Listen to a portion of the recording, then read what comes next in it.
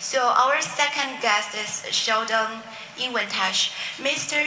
Inwentash is a serial entrepreneur, is founder and CEO of 3D Capital, a Toronto-based venture capital firm specializing in investment in the junior resources, blockchain, and artificial intelligence sector. Mr. Inwentash has more than 30 years venture investing experience and has been instrumental in raising 15 billion of capital for his portfolio companies over the last 15 years. So let's welcome Mr. Inwentash. Can I ask you a question? What does blockchain excite you the most, and what driven you from moving from the traditional VC to this sector? Well, thanks. Thanks for having me here. I'll just say, Jeffrey, if you want to control your own identity, you should look at a recently launched browser by the name of MetaLife, where everything is about controlling and owning your own identity. And there's a significant value proposition there. I want to also say how I got into this space. I feel like it's my first year anniversary. I'm now the age of 1 as a crypto blockchain person. So I think that by the months you value experience, and it's a whole new area, and I think hugely interesting in the efficiencies of businesses going forward. I'm not an extremist, I'm not an idealist, I'm a pragmatist. So everything that I look at has to have a business case and has to have a real solution. And I think that over what I've seen over the last year, I got originally involved in this whole area for 2 reasons. One is I've been extremely, in Canada as a resource company, extremely active in the gold space, and found many mines and so forth. And the reason why I did that is I really do believe that there's a fundamental balance sheet problem, let's call it in America. In today's world, America is the world. And what really supports the value of a dollar? It's their ability to print it, and it's their brand and their franchise. So gold has been manipulated for as long as I've been involved in it.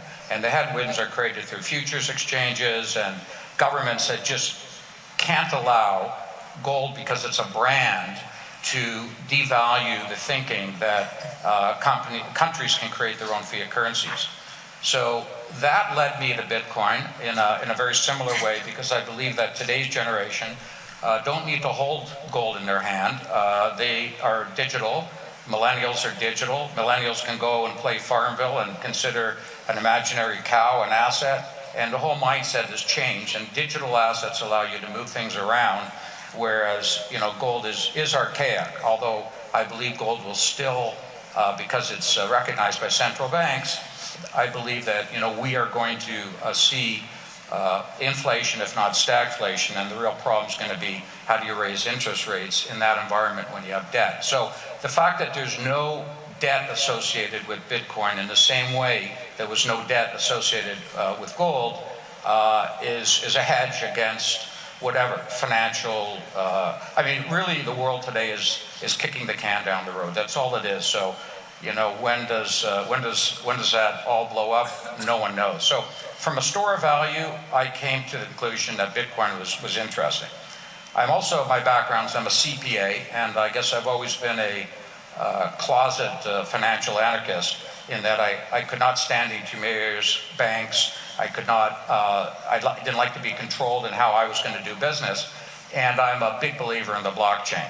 But I consider Bitcoin and blockchain 2 different discussion points. I believe that with blockchain today, the real next move is a hybrid solution. Not everybody is looking, I know, for the total extreme of decentralization. I don't think that's reasonable in the short run. I believe that the real values are going to be in the businesses that are there today, that are going to become extremely more efficient and valuable because of adoption of the blockchain.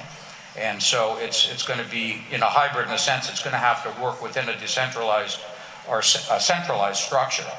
And the one thing that I've seen when I've studied all these companies over the last year is, I've obviously seen the highs and I've seen the lows, and I think that there's a transition going on right now from ideas of technologies looking for a market, and the whole idea that invest because one of the 5,000 Ethereum founders was associated with it, so therefore it's a good investment.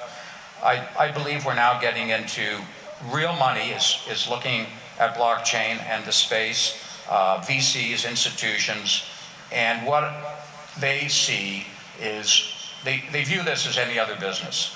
And it is any other business, but it's disruptive in the way it's going to be approached, and it's going to be like many other things in history, whether it be the Industrial Revolution, where things became more efficient.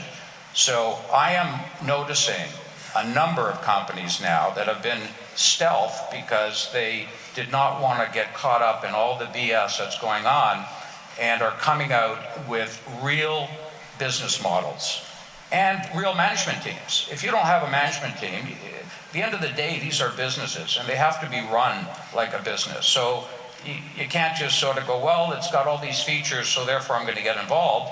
Well, that's a short-term thinking standpoint. I think that the money that's entering the space now, I'll call it VC money and institutional money, and money that has been in the so-called blockchain or crypto space that has been successful, have had failures, and really understand how to look at the value proposition.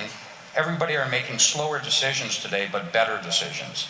And these are because businesses have a long lifeline, and I believe that there's going to be companies that just outsize conventional companies that exist today because of the addition of the blockchain recipe, if you will. And so I believe that we're entering a great period, but it's not going to be a hype period.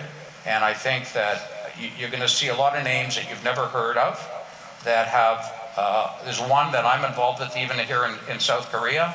The previous deputy prime minister of Korea joined the board of it, and it's basically involved in the supply chain side of the business, one of many applications, eliminating leakage. And these corporations immediately understand the value proposition there of where they're going to benefit to create these bridges.